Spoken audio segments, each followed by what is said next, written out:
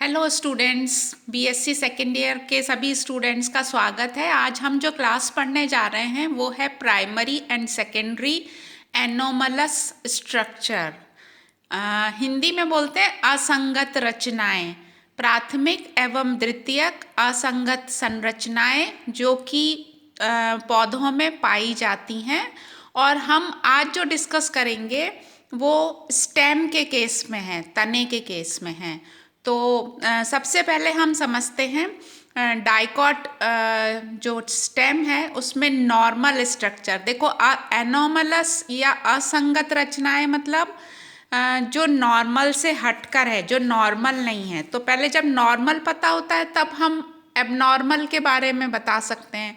तो ये जो एनोमलस स्ट्रक्चर है उसकी एक परिभाषा दी गई है कि सामान्य आंतरिक संरचना की तुलना में पाए जाने वाले किसी भी प्रकार के संरचनात्मक विचलन या भिन्नता को एबनॉर्मल सेकेंडरी स्ट्रक्चर कहते हैं, है ना। तो सामान्य रचनाएं ना होकर उसमें कुछ परिवर्तन आ जाए तो फिर कुछ और बन जाता है, अंदर जो होना चाहिए वो वैसा नहीं दिखता है, तब हम उसको बोलते हैं कि ये एबनॉर्मल है।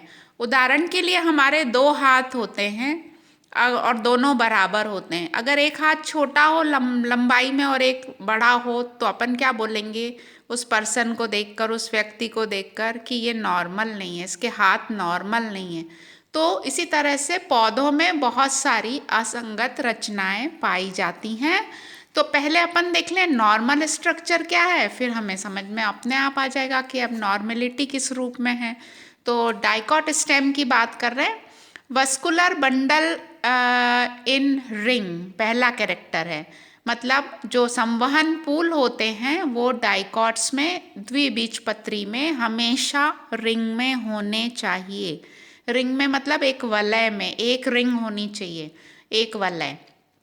अब क्या होता है, उसको जो वलय में होता है वस्कुलर बंडल, उसको एक डायग्राम बनाकर मैंने समझाया है कि वस्कुलर बंडल छोटा हो सकता है, बड़ा हो सकता है, संख्या उसकी फिक्स नहीं हो सकती है, 8 से लेके 15 के बीच में हो सकती है, लेकिन वो हमेशा एक रिंग में होते हैं। तब हम उसको डेफिनेटली कह सकते हैं कि ये द्विबीजपत्री तना है।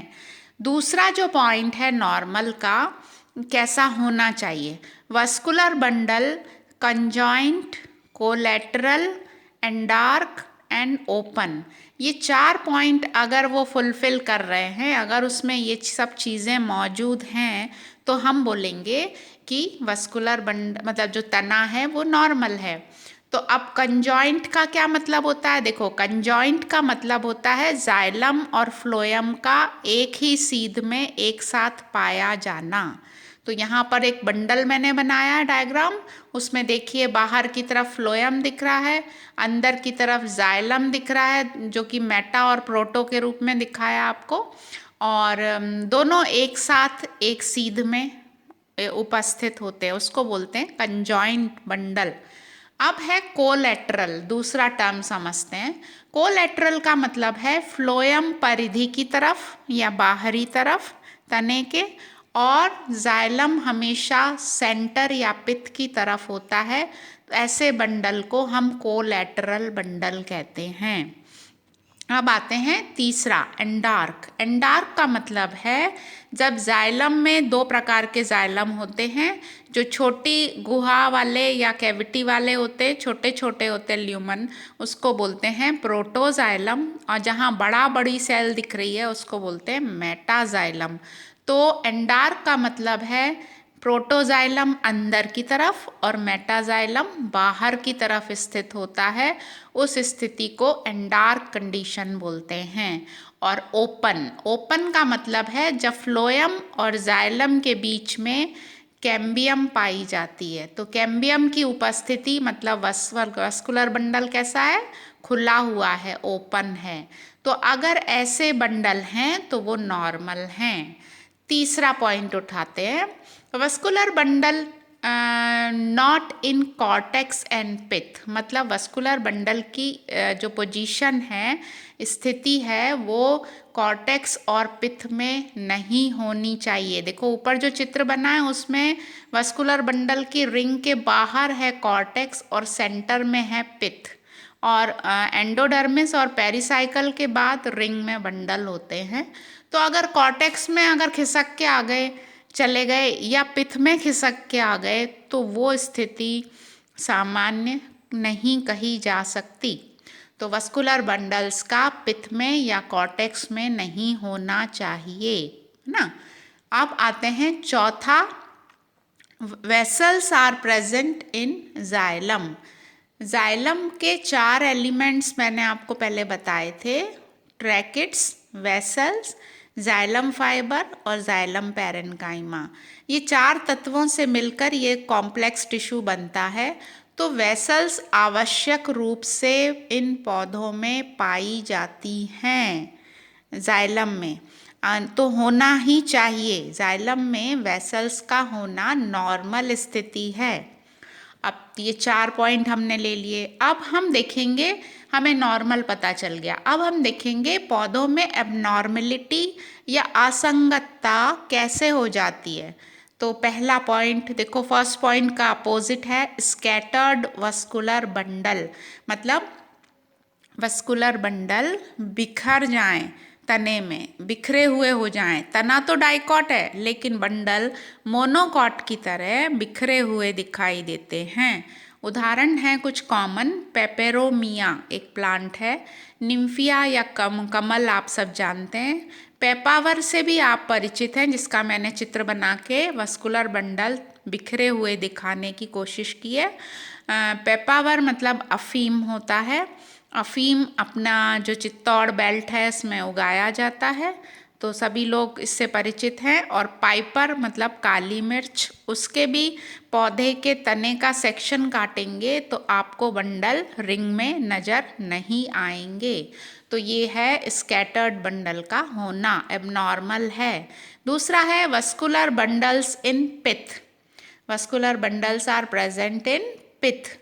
पिथ मतलब मेड्यूला, और जब मेड्यूला में बंडल होते हैं तो उनको हम नाम देते हैं मेड्यूलरी वस्कुलर बंडल। तो ये क्या बन जाते हैं, ये आइडेंटिफाइंग कैरेक्टर बन जाते हैं। किसी पर्टिकुलर प्लांट का सेक्शन काटोगे और उसमें पिथ में बंडल दिख रहे हैं, जैसे कि फिगर दिखा रहा है डायग्राम, इसमें अकाइरेंथस के तने का टीएस काट के रखा है। अकाइरेंथस को जब हम सेक्शन काटते हैं प्रैक्टिकल में, तो पहचान का लक्षण है कि पिथ में 2 आमने सामने मुंह करके बंडल्स का पाया जाना, इसका लाक्षणिक गुण है काइरेंथस का। काइरेंथस को बहुत सारे कॉमन नेम से पुकारा जाता है। इसको लटजीरा बोलते हैं, इसको अपामार्ग बोलते हैं, बारिश में इस समय उगता है ये। और सीधे स्लाइड को फोकस करेंगे और 2 बंडल, सिर्फ 2, और दोनों एक दूसरे फेसिंग ईच अदर, एक दूसरे के सामने आमने, जाइलम दोनों एक दूसरे के सामने होंगे, तो हम उसको बोलेंगे ये अकाइरेंथस है, कंफर्म हो गया। उसी प्रकार से देखिए मिराबिलिस होता है गुलाबास, जिसके आपने जेनेटिक्स में उसका उदाहरण पढ़ा होगा छोटी क्लासेस में। उसके बाद बोगनविलिया होते हैं जो डिफरेंट कलर्स की लताएं होती हैं, जिसको कागज के फूल बोलते हैं कॉमन भाषा में। अमारेंथस है जो कि मतलब खाया जाता है साग के रूप में। और बोहराविया है पुनर्नवा। तो देखिए 4-5 प्लांट के नाम यहाँ पर, क्योंकि ये प्रैक्टिकल में भी करने और थ्योरी में भी इनको मेंशन किया है सिलेबस में, इसलिए मैंने ये डाल दिया कि इनमें एबनॉर्मलिटी किस रूप में है, कि इनमें पिथ में बंडल्स पाए जाते हैं। अब आते हैं, अगला स्टेप लेंगे, vascular bundles are present in cortex. जब कॉर्टेक्स में बंडल होते हैं तो हम उसको बोलते हैं cortical vascular bundles. Cortical region में मतलब जो नॉर्मल उसकी वलय है एंडोडर्मिस के बाहर स्थित हो जाते हैं। तो ऐसा उदाहरण देखने को मिलता है, बहुत कॉमन एग्जाम्पल कैज्यूराइना। कैज्यूराइना एक प्लांट है, उसमें आप कॉर्टिकल बंडल आसानी से देख सकते हैं नॉर्मल बंडल के साथ साथ, और एक है निक्टेंथस जिसको बोलते हैं हरसिंगार, और इसका तना चौकोर होता है और इसमें 4 कॉर्टिकल बंडल्स पाए जाते हैं। उसी प्रकार से कैलन को एक जो पत्थर चट्टा होता है उसमें भी कॉर्टिकल बंडल्स पाए जाते हैं। अब निक्टेंथस की बात करें तो ये कॉर्टिकल बंडल 4 कोनों पर 4 स्थित हैं, लेकिन वो इन्वर्टेड हैं। इन्वर्टेड मतलब उल्टे, प्रतिलोमित हैं। प्रतिलोमित कैसे हैं कि जाइलम अंदर की तरफ होना चाहिए जैसा फर्स्ट डायग्राम में दिख रहा है, लेकिन यहाँ पर जाइलम बाहर की तरफ फेस करके है, तो फ्लोएम अंदर है। तो इन्वर्टेड या प्रतिलोमित बंडल निक्टेंथस की पहचान है, तो ऐसा होना नहीं चाहिए। अब है next point, presence of intraxylary phloem. Intraxylary उसका दूसरा नाम है इंटरनल फ्लोएम, मतलब फ्लोएम जो है वो जाइलम के दोनों तरफ स्थित होता है। और ऐसा दिखाने के लिए मैंने एक बंडल बनाया जिसको बोलते हैं बाइकोलेटरल। बाइकोलेटरल मतलब बाहर भी फ्लोएम अंदर भी फ्लोएम, बीच में जाइलम, बाहर भी कैम्बियम अंदर भी कैम्बियम। तो इसको अगर अपन लेबल करें तो outer phloem outer cambium, inner phloem inner cambium, और सेंटर में होता है जाइलम। ऐसे बंडल बाइकोलेटरल बंडल कहलाते हैं। और इनके जो एग्जाम्पल हैं वो फैमिली मैं आपको बता दे रही हूँ, उसके सदस्य होते हैं। फैमिली कॉमन कौन कौन सी है, कुकुरबिटेसी है जो कद्दू होता है, जो लौकी होती है। सोलेनेसी है जिसमें आता है दतूरा और आलू और तमाकू। उसके अलावा एपोसाइनेसी फैमिली है जिसमें आता है चांदनी या फिर कनेर। तो आप इन फैमिलीज़ के मेंबर्स के सेक्शन काट कर देखेंगे तो आपको बंडल बाइकोलेटरल मिलेगा, मतलब पित्त खत्म होने के बाद फिर से आपको फ्लोएम दिखेगा। तो ये इम्पॉर्टेंट है पाया जाना। फिर है प्रेजेंस ऑफ इंटरजाइलरी फ्लोएम। पहला था इंटरा, अब है इंटरजाइलरी। इंटरजाइलरी मतलब जाइलम के बीच बीच में फ्लोएम का शामिल हो जाना।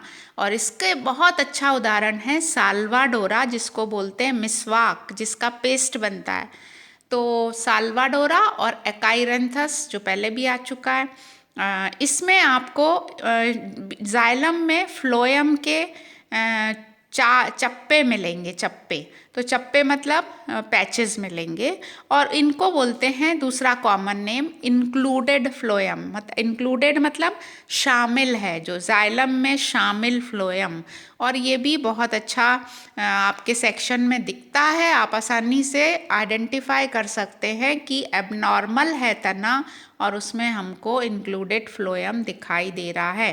क्योंकि जब हम स्टेनिंग करते हैं तो डबल स्टेनिंग में फ्लोएम अलग कलर लेता है, जाइलम अलग कलर लेता है, तो हमको आसानी से समझ में आ जाता है। उसके बाद आते हैं हम पॉलीस्टिलिक कंडीशन।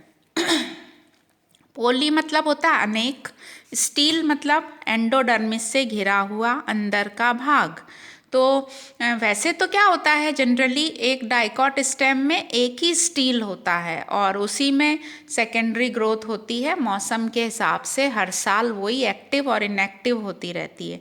लेकिन कभी कभी किसी किसी पौधों में क्या होता है, एक से अधिक स्टील बन जाते हैं। जैसे कि चित्र बनाया है उसका, डायंथेरा अमेरिकाना एक प्लांट है, उसमें देखिए 4 और 3 7 स्टील बनाई है मैंने, और हर स्टील तने में उसके चारों तरफ एंडोडर्मिस पाई जाती है, जिससे ये साबित होता है कि ये स्टील है, गोलाकार संरचना, क्योंकि एंडोडर्मिस से घिरे हुए अंदर के भाग को रंभ या स्टील कहते हैं। तो डायंथेरा इसका बेस्ट एग्जाम्पल है।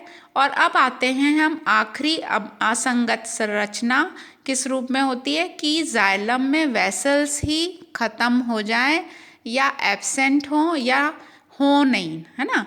तो कुछ आपके जो ये हैं एंजियोस्पर्म है, जिसमें 2 तो मैंने हाइड्रिला और यूट्रिकुलेरिया ये हाइड्रोफाइट हैं, इनका कॉमन एग्जाम्पल बिल्कुल यूट्रिकुलेरिया है ना, और एलोडिया, ये 3 प्लांट आप नाम याद रखिए।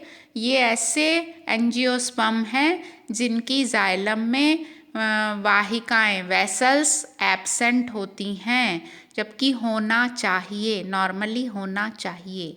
तो ये जो आज का टॉपिक थोड़ा सा हमने इंट्रोडक्टरी इसको समझने की कोशिश की है कि आपको अभी और डिटेल में जाना है, तो आप क्या करिए, टिप्स पर नॉर्मल डाइकॉट स्टेम की संरचना को दिमाग में फिट कर लीजिए, और उससे हटकर जो भी विचलन होगा संरचना में उसको हम फिर एबनॉर्मल या एनोमलस स्ट्रक्चर नाम देते हैं। ये जो एबनॉर्मेलिटी मैंने अभी आपको बताई, ये दोनों प्रकार के उदाहरण आ गए इसमें प्राइमरी स्ट्रक्चर भी पढ़ना है हमको, सेकेंडरी स्ट्रक्चर भी पढ़ना है। प्राइमरी स्ट्रक्चर वो होते हैं जो शुरू से पौधे में होते हैं, पतले से पतला तना काटोगे तो भी वो दिखाई देंगे, और सेकेंडरी स्ट्रक्चर वो होते हैं जो कैम्बियम की सक्रियता के बाद, सेकेंडरी ग्रोथ हो जाने के बाद डेवलप हो जाते हैं। तो ये था आपका थोड़ा सा इंट्रोडक्टरी आज का, समझ में आया? और कोई भी क्वेश्चन है तो व्हाट्सएप पर पूछ सकते हैं। पढ़ते रहिए, अच्छी तैयारी करिए।